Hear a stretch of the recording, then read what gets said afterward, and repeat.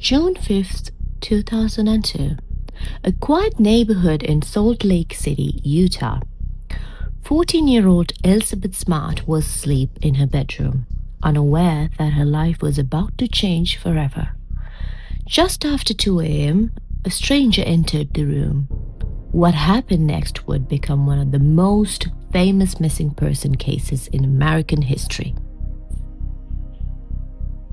As the intruder stood over Elizabeth's bed, another pair of eyes watched from across the room. Elizabeth's 9-year-old sister.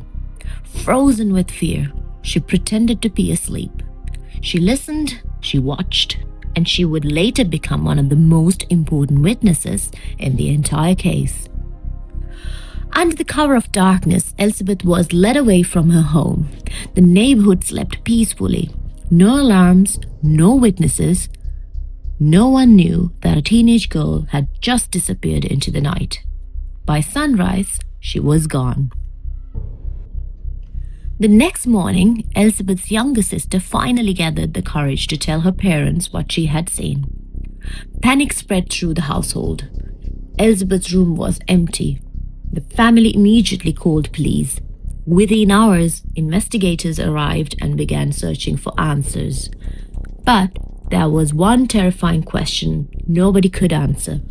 Where was Elizabeth Smart? The story exploded across the country. Volunteers searched neighborhoods. Search teams combed mountains, forests, and parks. Missing person posters appeared everywhere. Television networks interrupted regular programming. Everyone was looking for Elizabeth. But week after week, there was still no sign of her. Investigators soon focused on a former handyman connected to the family, Richard Ricci. His criminal history made him an easy target for suspicion. The media quickly ran with the story. But despite intense scrutiny, no evidence ever linked him to the kidnapping. The investigation had reached another dead end. Months passed. Then investigators returned to speak with Elizabeth's younger sister again.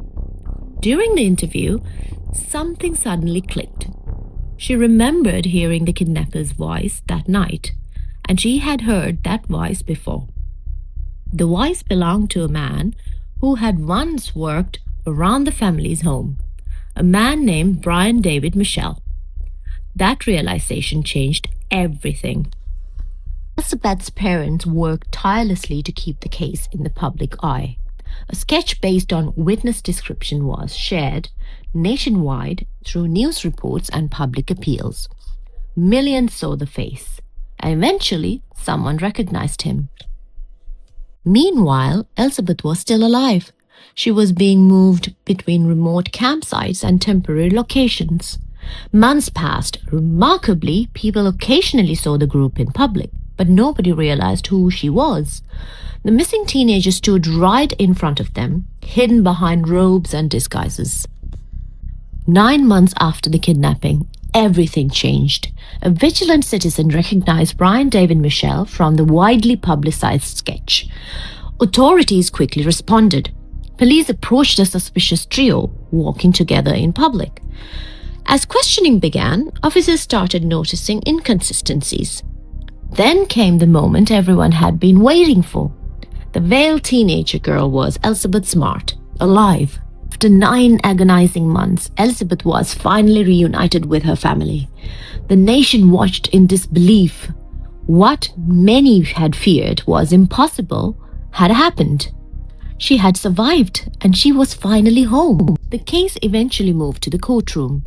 Brian David Michelle was charged with interstate kidnapping and unlawfully transporting a minor across state lines, and then he also faced state charges including aggravated kidnapping, aggravated SA, and aggravated burglary.